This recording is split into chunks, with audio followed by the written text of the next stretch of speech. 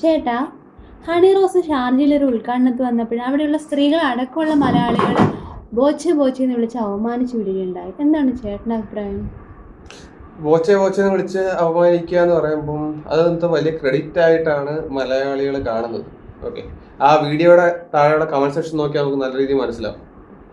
ഈ ബോച്ചയ്ക്ക് കോടതി താക്കീത് ചെയ്ത് വിട്ടതാണ്, അത് വെറുതെ അല്ല.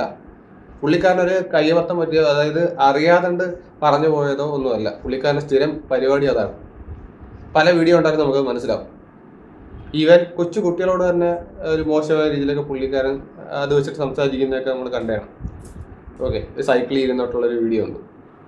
ഓക്കെ, അതിനകത്ത് ഇനി കോടതിയിൽ നിന്ന് താക്കീതെല്ലാം കേട്ട് ഇറങ്ങിയതിന് ശേഷവും പുള്ളിക്കാരൻ പറഞ്ഞത് എന്താണെന്ന് അറിയാം. വേറൊരു നടിയെ വെച്ചിട്ട് ഓക്കെ ഉദ്ഘാടനത്തിന് പോകുന്നതിൻ്റെ ഒരു ഓട്ടോയുടെ മുൻ സീറ്റ് ഇരുന്നിട്ട് പോകുന്നൊരു വീഡിയോ ഉണ്ട്. അത് അരിയാഹാരം കഴിക്കുന്ന ആളുകൾക്ക് മനസ്സിലാവും പുള്ളിക്കാരൻ എന്താ ഉദ്ദേശിക്കുന്നത്. ഇപ്പോഴും ഡബിൾ മീനിങ് എന്നാണ് പറയുന്നത്, അതായത് അശ്ലീലമായിട്ടുള്ള ഡബിൾ മീനിങ് ആണ് പുള്ളിക്കാരൻ ഇപ്പോഴും പറയുന്നത്. ഓക്കെ, സ്ത്രീകളെ വെച്ചിട്ട്. എന്നാൽ അത് എന്താ പറയുക, സ്ത്രീ വിരുദ്ധതയാണെന്ന് മനസ്സിലാക്കാനുള്ള ബോധം മലയാളികൾക്ക് ഇല്ലാതായി പോയെന്നുള്ളതാണ്.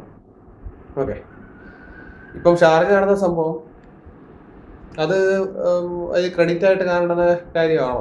ചിന്തിക്കണം, മലയാളികൾ ചിന്തിക്കണം. അതിന്റെ കമന്റ് സെക്ഷൻ എടുത്ത് നോക്കി കഴിഞ്ഞാൽ ചെയ്ത കാര്യം സപ്പോർട്ട് ചെയ്യുന്ന ആളുകളാണ് കൂടുതൽ, അല്ലാണ്ട് അത് ചെയ്ത് തെറ്റാണെന്ന് പറയുന്ന ആളുകൾ വളരെ കുറവാണ്. ഓക്കെ, ഈ ഇന്ത്യ എന്ന് പറഞ്ഞ രാജ്യത്ത് മാന്യമായ വസ്ത്രത്തിനൊരു ഡെഫിനിഷൻ ഇല്ല.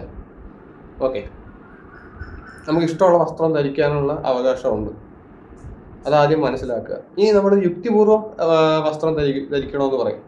ഓക്കെ, അതായത് ഇപ്പം നമുക്ക് ഒരു ഹോസ്പിറ്റലൈസ്ഡ് ആയിട്ടുള്ള, അതായത് ആശുപത്രി വയ്യാതെ കിടക്കുന്ന ഒരാളെ പോകുമ്പോൾ പാർട്ടി വെയർ പോകാറില്ല, അതൊരു യുക്തിയാണ്. അതുപോലെ തന്നെ ഇപ്പോൾ ഒരു മരിപ്പ് വീട്ടിൽ പോകുന്ന സമയത്ത് നമ്മൾ ഇത് കണക്ക് പാർട്ടി വെയർ പോകാറില്ല, അത് യുക്തിപരമായിട്ടുള്ള ഡ്രസ്സിലാണ്. പിന്നെ ഡ്രസ് കോഡുകളുണ്ട്, സ്കൂളിലുണ്ട്, കോളേജുകളിലുണ്ട്. ഇപ്പോൾ കോളേജുകളിൽ സ്കൂളുകളിലാകുമ്പോൾ യൂണിഫോം കാണും, കോളേജുകളിലാകുമ്പം ചില കോളേജുകളിൽ യൂണിഫോം കാണത്തില്ല, പകരം ഒരു ഡ്രസ് കോഡ് കാണും. അത് മെൻസിനും വുമൻസിനും സെപ്പറേറ്റ് ആയിട്ട് അവർ പറഞ്ഞിരിക്കും. ഓക്കെ, ഇന്നതാണ് ഡ്രസ് കോഡ്. ഗ്രൂമിങ് കാണും. ചിലവർക്ക് ചില കോളേജുകളിലൊക്കെ ഹെയർ കളർ ചെയ്യാൻ പറ്റും, ചിലയിടത്ത് ഹെയർ കളർ ചെയ്യാൻ പറ്റില്ല, ഇന്ന കളേഴ്സ് മാത്രമേ ചെയ്യാവൂ എന്നുള്ള ഇതൊക്കെ കാണും. ചിലയിടത്ത് മുടി നീട്ടി വളർത്താം, ചിലയിടത്ത് മുടി നീട്ടി വളർത്തിക്കൂടാ. അങ്ങനെ അത് ഒരു മറ്റേ സ്കൂളിൻ്റെ കോളേജിനൊക്കെ ബേസ് ചെയ്തിട്ട് വ്യത്യാസം വരും. പിന്നെ ഓരോ ഓർഗനൈസേഷനകത്ത് വ്യത്യാസം വരും, കമ്പനികളിൽ വ്യത്യാസം വരും. ഓക്കെ, പ്രോപ്പർ ഗ്രൂമിങ് വേണം, ചിലയിടത്ത് യൂണിഫോം കാണാം.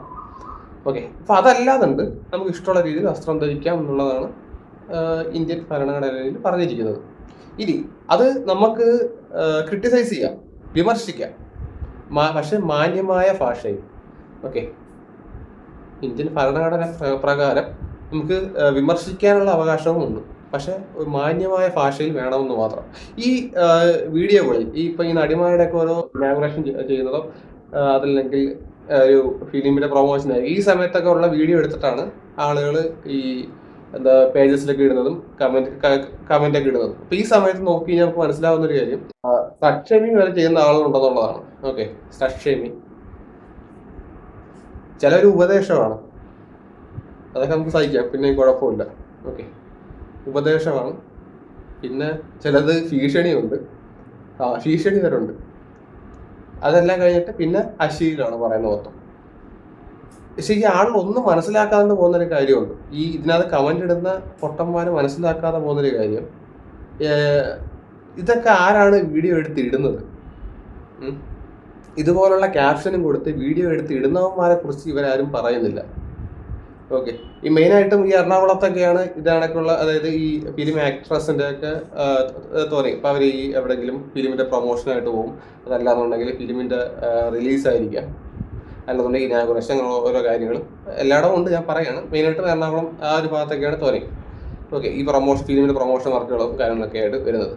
അപ്പോൾ ഇവിടെ എല്ലാം ഓരോ ആളുകൾ ക്യാമറയുമായിട്ട് ഇറങ്ങും, ക്യാമറയും മൈക്കുമായിട്ട്. ഓക്കെ, ക്യാമറ ആയിട്ട് ഇറങ്ങിയതിന് ശേഷം ഇവരെടുക്കുന്നത് ഇങ്ങനെ ഓരോ വീഡിയോ എടുക്കുക. ഈ വീഡിയോ എടുക്കുന്നത് തന്നെ മോശമായിട്ടുള്ള രീതിയിലാണ്. അതെടുത്ത് പേജിൽ അപ്ലോഡ് ചെയ്യുന്നതും ആ ക്യാപ്ഷൻ കാണുമ്പോൾ തന്നെ മനസ്സിലാവും. ഓക്കെ, ഇവരുടെ ഉദ്ദേശം എന്താണെന്ന്. ഇവർക്ക് ജസ്റ്റ് ഫോളോവേഴ്സിനെ കിട്ടിയാൽ മതി. ഓക്കെ, അല്ലാണ്ട് ക്വാളിറ്റിയുള്ള കണ്ടന്റ് ഉണ്ടാക്കണമെന്നോ അങ്ങനെയുള്ള കാര്യങ്ങളൊന്നുമില്ല, ജസ്റ്റ് ഫോളോ കിട്ടുക. അത് എങ്ങനെ ഇട്ടാൽ ഫോളോ കിട്ടുമെന്ന് അവന്മാർക്ക് അറിയാം. അങ്ങനെയുള്ള കുറെ ചാനലുകളുണ്ട്. അപ്പം അതിനെ ആദ്യം നിയന്ത്രിക്കണം. അതല്ലാതുണ്ട് ഇവിടെയൊക്കെ വസ്ത്രധാരണം പറഞ്ഞിട്ട് മാത്രം കാര്യമൊന്നുമില്ല. ആരാണ് ഇത്ര പ്രൊമോഷൻ കൊടുക്കുന്നത്? അനാവശ്യമായിട്ടുള്ള രീതിയിൽ ഇട്ടുകൊടുക്കുന്നത് ഇവന്മാരെ പോലുള്ള ആളുകളാണ്. എന്നിട്ട് അതിൻ്റെ അടിയിൽ വന്നിട്ട് ബാക്കിയുള്ളവന്മാരുടെ ചെറിയ വിഷയം, നേരത്തെ പറഞ്ഞ സ്ലഷ് ഷെയ്മിങ്, ഇങ്ങനെയുള്ള കാര്യങ്ങളൊക്കെയാണ് നടക്കുന്നത്. അത് ഈ കേരളത്തിലാണെന്നുള്ളതാണ് രസം. അല്ലെങ്കിൽ മറ്റേ ഇന്ത്യ മൊത്തത്തിലെന്ന് പറയാം. ബാക്കിയുള്ള തമിഴന്മാരും ബാക്കിയുള്ള ആളുകളൊന്നും മോശമൊന്നുമല്ല, എല്ലാവരും ഉണ്ട്. പക്ഷെ പുറം രാജ്യങ്ങളിൽ നമുക്കത് കാണാൻ പറ്റത്തില്ല, നമുക്ക് അങ്ങനെ കാണാൻ സാധിക്കത്തില്ല. അത് മറ്റൊരു കാര്യം, പറയുമ്പോൾ എല്ലാം പറയണമല്ലോ.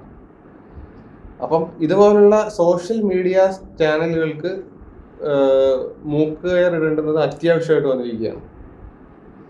അത്രയേ ഉള്ളൂ.